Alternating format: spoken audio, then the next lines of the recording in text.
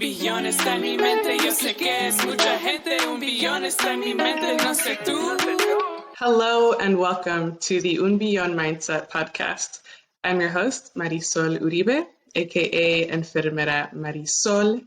If you're new to the show, Un Billón is 1 billion, and Enfermera means nurse. So you may be asking yourself, why is a nurse hosting this podcast? And what's the backstory? And how did this all start to begin with? So if you want the backstory, listen to my song Un Billón on Apple Music. And that song is in Spanish. So if you know a friend, family member who knows Spanish, tell them to listen to it and to translate. But we'll get into the whole Un Billón concept in a minute. But tune in, follow the speakers, listen to previous episodes because they've all been amazing. And everyone on the show is making it, right? They are defining their own definition of success. And if they're not where they want to be, they are soon to get there. So today's guest is Jacob Valdellon. He has multiple hats, and who better but Jacob to introduce himself? So I'll hand it over. Absolutely, Marisol. Thank you for having me. I'm actually excited. We connected literally through the Driven event. From there, I was able to I was in process of helping you buy your first property at last year, and we just stayed connected since. Really, my journey really started when I was young. When I was like 2-3 years old, I started playing baseball, t-ball, all the way through Little League. Then I went to play travel baseball, and then after that, I went to play high school baseball. But my junior year was unfortunate. The dreams of becoming a Major League Baseball player were cut short. I wasn't qualified to play, let alone varsity baseball. I didn't even make the team. But I wasn't qualified to play Division I baseball, let alone any like college baseball. But my mentor, Ed Milet, says that God will not call the qualified, but he qualifies the called. And I knew when I was in high school, and I knew when I was in high school, I was called to do something great with my life. 19 years old, I met a friend of mine. He's introduced me some real estate, and I actually dropped out of college my second semester going to Cal State. Bold move. Pardon? Bold move. Yeah, dropped out, and I said, you know what? If I'm going to bet on myself, I'm going to go through entrepreneurship. At that time, Ty Lopez, if anyone's familiar with Ty Lopez, he started talking about knowledge, talking about self-education. Will build you a fortune, but organized education or college will just build you just a lifestyle, whatever, or build you a regular income. But I wanted more. I really wanted more. And at 19 years old, I went to go get my real estate license. I failed like 4 times. I was just like, I didn't have the right mindset. And then from 19 to 22, I really didn't have an un billón mindset. I was lost in the sauce. I was, trying to be an entrepreneur, the entrepreneur. I had entrepreneur in my bio, and I was just trying to fake it till I made it, all the way until I actually received an opportunity that forever changed the trajectory of my life. So you and I are both familiar with Eli and Mike. Yes. Yep. And Mike actually was able to take me under his wing as his very first mentee. And I saw his mentor because in 2018, I went to my very first Driven event, and I saw him and Eli cross stage to be like top performers. And I was like, oh my gosh, if I ever wanted to ever join real estate or join loans or join that company in general, first of all, Ed Milet interviewed Albert Preciado on his podcast. So I was like, I got the approval of, Ed Milet with Albert. And then I saw the type of life, like the fast life, the Ferraris, the fun, the parties, and all. I was like, I want to be part of that. I was like 23. It was 20. Calling you. Yep. It was calling me. And sure enough, law of attraction, truly exists. You start, whatever you think about, you'll attract. And I attracted Mike into my life. I found him on social media. We started DMing, and just energies collided, and we started really working hard together. I was able to get my license in 2020. However, it's not always uphill when you think about entrepreneurship, or like you said, it's a lot of your listeners that don't have the mindset yet or haven't sought mentorship yet. You'll realize there's peaks and valleys, and there's setbacks on the journey up, right? So 2020 was a heavy year for me during COVID. At March 2020, the whole world shut down.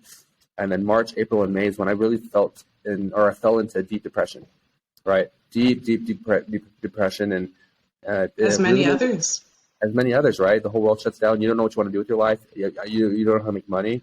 And I made the decision on May 26th, 2020 to do 75 hard. And I'll talk about the RTA and I'll talk about my leadership with Ed and Andy Frisella. But really, I did 75 hard and that forever changed my life. It was the platform I needed to bounce off of. Once you hit rock bottom, it's like, don't forget to like sit in it for a little bit because there's so many gifts when you're down there. Learning about how you attracted that mindset, how you attracted all the stuff that happened to you. Don't try and get up too fast when you hit the rock bottom. But when you do hit rock bottom, bounce off like a jump pad. Just boom, hit off. And then I did 75 hard from May 26th to August 8th. I got my license on July 7th in between that time. And then I started working. Yeah, 7-7. And then I started working with Mike, in October. And I decided to walk away from the financial services space because I wasn't going to build two businesses at once. So I was working with Ed's company, World Financial Group, and I was partnered with another team, but I'm currently with the Miliari Group with Ed Milet with World Financial Group. But I worked with real estate. October, I started. November, I closed my first deal. December, I closed 2 deals. The first 90 days, I closed 3 deals, and I was able to buy my first car and move out of my mom and dad's house. And that forever changed my life. And then 2021 happened. Life-changing year. I became a top performer, rising star, rookie of the year, all in Ambiance Realty. But honestly, Marisol, people don't know my story. Really, they don't know what happened and what the rise and somewhat of the fall of reasons of, I would say, some of my successes during that time. I was enjoying myself, right? I was winning. Yeah. And that's one of the reasons why I wanted you on the show. You have a history of success, and you can also speak from loss, right? A loss of identity, a loss of goals, a loss of not being with the right circle.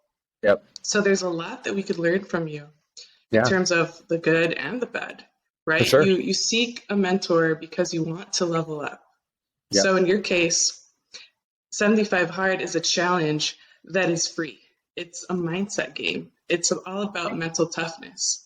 Mentorship comes in different ways, shapes, and forms. You could pick up a book. You could listen to a podcast, this podcast. It could take one pivotal person or quote or line or person, right? In your case, it could be you and the people that you meet and the people that you impact. They could change your life. So be open and receptive to new information, new opportunities, because you never know what can change the trajectory of your life. So tell us more about Arete, that syndicate. Is it for anyone, everyone? What's the differentiating factor, say, between the Jacob before mentorship and the Jacob of today? Yeah, so Jacob before mentorship was lost. He was a person that was very entitled. He was a person that wanted to do the least amount of work and expect the most amount of results. He was a person that wasn't quite clear on what his definite chief aim was in life. And now Jacob, after mentorship, right, with Arte and the leaders I have in my life and the people I have in my circle of influence, as a person who's very aligned in his faith. I think number one is being deeply rooted in your faith. You'll attract so many God-fearing people when you step into your truth.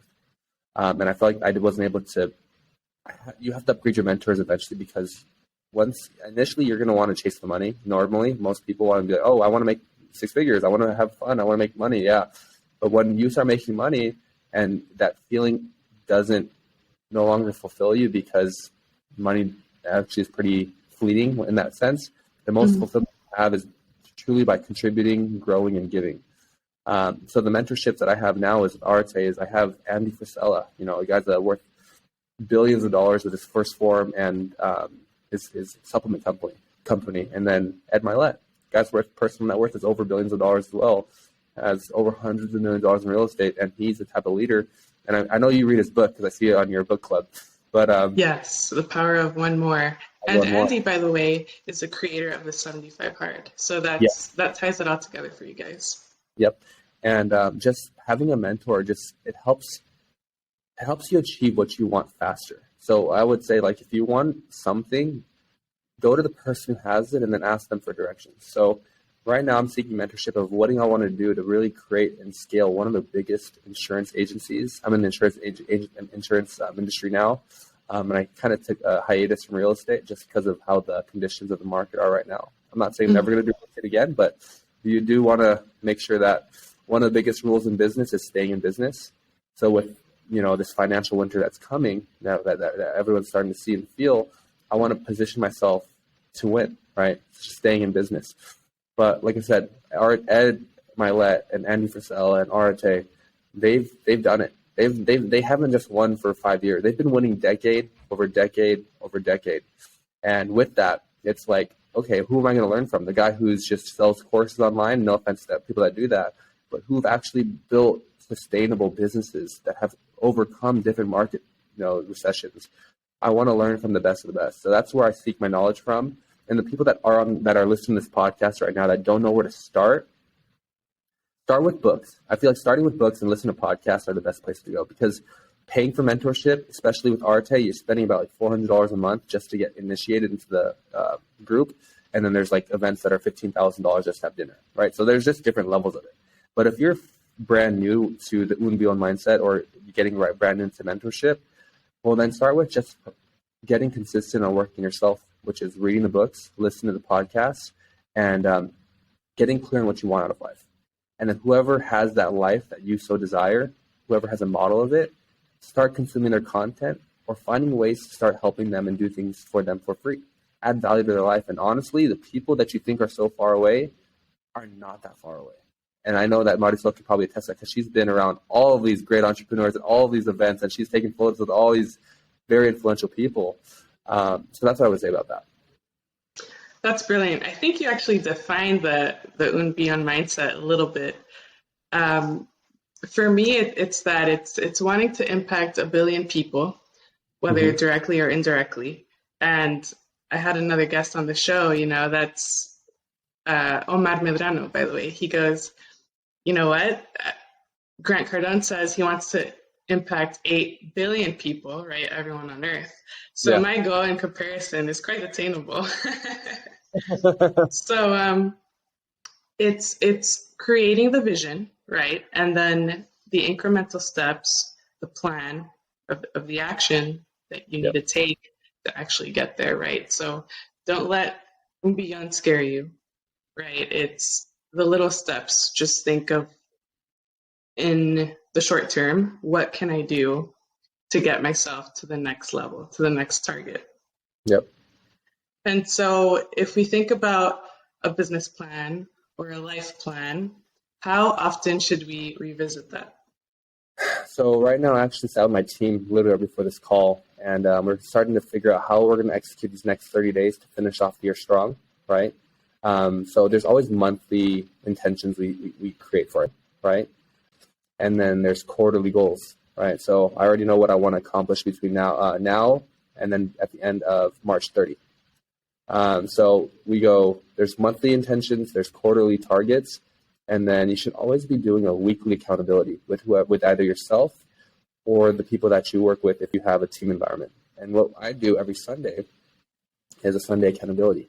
We ask each other 3 questions, and then we talk about reflection, about what happened the last 7 days, and we talk about projection, what we want to accomplish in the next 7 days. So the questions we ask are, number 1, what would you change or do differently about your week that would probably improve the week overall? Number 2 is, what is the biggest lesson you learned in any area of your life? And then number 3, we get into a space of gratitude of what's something amazing. And sometimes people are just like, I got up every day at the time I wanted to get up. It's not like, I bought a new car. It doesn't have to be so excessive. Like, we can get to simple gratitudes, because during times of uncertainty or times where things can get very overwhelming, or times that we're living right now, it's easy to get overwhelming anxiety, depression, all those feelings. But when you flood yourself with gratitude, you can't be anxious and grateful at the same time. So really flood, the word flood, like literally flood yourself with gratitude. Thank you for waking up today. Thank you for a roof over my head, clothes on my back, food in the car, or food on the table, car on the road. Thank you for all the things that I have. Body, soul. Thank you for this podcast. Thank you for the air that I breathe. Thank you for body, soul. Thank you for this podcast. Thank you for the air that I breathe. Thank you for being able to walk. When you start getting so grateful for all those little things, the world and the lens you look through starts to get more grateful. But when you start to focus on all the things, go ahead. You're about to speak. Beautiful. No, this is good. See, Jacob is gifted in these raw talks. He actually had a podcast Yeah. with consistent raw talks, and you can still find it today, Spotify, right? Yep. And something that I appreciate about you is that you are inclined with your faith. You do lead by that example. I see you in Bible groups, Bible study groups, again, with that proximity of the same fundamental values. How important is that to you? And say if people who, what have you noticed between like an atheist entrepreneur and like a faith-driven entrepreneur? Do you notice that there's more, strength in one person over the other? Or what would you recommend if people are on the fence? If, say, they had a bad taste for a relationship with God in their childhood, and now they're considering it again, what would you say to those people? It's funny because I actually brought a handful of people back to their faith recently. Because what happens is, and I can't speak for everyone, but for most people that don't have faith in their life, there's always constantly something that they feel is missing, right? Mm-hmm. And when you're grounded in your faith, you have there's certainty, there's a living hope, there's this feeling that you are guided, you are anointed, you are blessed. And when you know that you are born with the King of Kings blood inside of you, for me, I'm a Christian, I'm Catholic actually. You are born with the DNA of God the Father. Like you have all of the power inside of you to create whatever you want in this world and ultimately serve the people around you. So for the people that don't have faith in their life, I would highly suggest being open-minded to it, being open-minded to that. And it doesn't have to be like, shoved down your throat, because it can get, religion and all that stuff, having faith. I'm not saying get very religious, because those are two different conversations, but opening the idea to having faith is where your skills end, your faith begins, right? When you don't have an answer, that's when I'm like, God, I surrender to your will, your path for me, whatever you want for my life. And you have to realize that you're not in control. And the hardest part about being an entrepreneur, especially getting into this mindset, is you start to want to control everything around you. You have a tight grip on everything. You want it your way, this way, and all the things. You want the cards to fall in a specific order, but you can't control where the cards fall. So what I tell people is you got to loosen the grip. You got to have a very rigid vision of your life, and have a very flexible approach to how you're going to get there. Because God's going to grow you and press you and shape you in so many different ways. Because what you want, what you pray for, ultimately you're not the person to attract it right now. But what He's going to do is those things that you pray for, He's going to stretch your capacity to the person that you need to be able to attract those things into your life. So opening the doors and the floodgates to the spiritual world, knowing that the Creator created this world, you tap into that infinite intelligence to really achieve the life of your dreams. I'm Catholic as well. And for me, like you say, right, you don't have to do everything by the book, but at least having some fundamental knowledge, values, right, your core ethical principles, influenced by something good, I think is what continues to shape me, right? Yeah. And if anything, it just gives me more strength. I love that. Mm-hmm. Well, thanks so much for sharing that. Yeah. And so you told us about the Jacob before mentorship, the current Jacob, what you're currently doing. What do you see in the future? Well, honestly, I've come to realize, like I said, money's important and I want to make a lot of it. But right now I've come to realize that faith and family are my number 1 and 2 priorities right now. So my next season of my life is I do want to, get married and have a family. I've seen so many people I turned 27 on Monday, and I'm seeing guys that are early 30s that are like, okay, like having family, raising a kid and building a business. Those are the next season of my life. Ultimately, I want to live the lifestyle that Ed's doing right now, where he's just speaking on stages around the world, sharing his testimony to God. I think that's really what he's doing right now. He's not coaching. He's sharing his testimony to God. He's evangelizing his business and how God's had such a big impact in his life, that I want to be able to build that life to not only be inspirational to share the spirit or inspire people around me, but more so to be aspirational. Aspirational is to aspire to be like the Martin Luthers, the Ed Milets. I want to be in an aspirational place in this world that when my name gets brought up, it's how I treated people, it's how I won, it's how I gave back, it's the church that I built, it's the impact I left. It's, like I said, my legacy may not live forever, but I know that it can literally change this entire world, where we can live in a utopia of what God intended for this world to live like. Right? The foundation of this world is created perfect, but we were born into sin. So if you know that we were born into sin, and we can get back into what we call the perfect world or utopia of what the Garden of Eden was intended for, well, why can't we all band together to start creating that society that we can all live in, so we don't have to worry about what our kids are learning in school, or the wars that are happening, or the lack of food, and whatever that the case may be. I want to be a pioneer in that sense. And there's a lot of guys that are on that same path. And when you find them, you lock arms with them. And my life, I just really want to see a brighter future for the people around me, and knowing that God has my back, right? My path is being guided. Amen, brother. I love that. And especially with the whole utopia, the village, right? Church is a community, right? It's the people. Yeah. And so when you build yourself up, you're ready to pour into others. Yeah. Right? Because you're coming from a cup that's full. Yeah. And with you, I do see the consistent nourishment and your values, your core principles, right? And how you just overflow, like pour onto others what it is that you have, right? Because you're coming from a place of abundance. And I see that. And even like the people you follow on social media, check for that. Like, are they being consistent with what they're saying? Is it matching with what they're doing?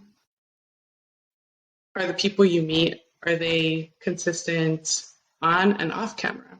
Yep. So that's something very important to me, is to truly keep in line with my values always, right? Just because, say, my net worth may grow years from now compared to now, like I want to remain like approachable. Yes. And I feel a transformational leader is naturally aspirational. Yeah. And so that's the difference, right, between transactional leaders. And it's just, there's just so much that we could continue to grow and offer to the world coming from a place of abundance. I love that. So Absolutely. To wrap up, Jacob, Yeah. how would you define an Un Beyond mindset in a quick sentence? Un Beyond mindset to me, I'll always end it with this. It's I've used this on a couple other podcasts. It's the greatest life that you want is on the other side of fear. And it's your job to go after that life every day relentlessly, to pursue that dream and help change this world. So in order to do that, it's developing an Un Beyond mindset, and inspiring those around you to think and do the same. Love it. Brilliant. Applause. Thank you, Jacob. And so, of course, how can my followers reach you? Social media. I'm mostly active on Instagram. That's the fastest place you can find me. It's just my first name, middle name, and last name, Jacob Ian Valdellon. And if you want to put that in the show notes, probably be the easiest way to do that. So I will. Super grateful, super blessed. And before I end here, Marisol, I just want to tell you about you. I see you as a person that really wants to do good in this life, that wants to serve, that literally is putting her community on her back, and is a leader of amongst leaders, especially being a millennial in our generation. You have a heart of gold, and from the time that I've known you, you've just been a place of servitude. So that doesn't go unnoticed, and I'm proud to be your friend, and I'm grateful to be in this life with you. Thank you so much for those words. You know, you could tell when someone's genuine and authentic, and Jacob is one of those individuals. So appreciate you, and I got your back too, right? So I feel like we should continue to cultivate those types of relationships, Un Beyond all the way, and I'll see you on the top. Let's do it. Love it. Thank you all for listening. Share the show, like, subscribe, and we'll see you on the next one. Un billón está en mi mente, yo sé que es mucha gente, un billón está en mi mente.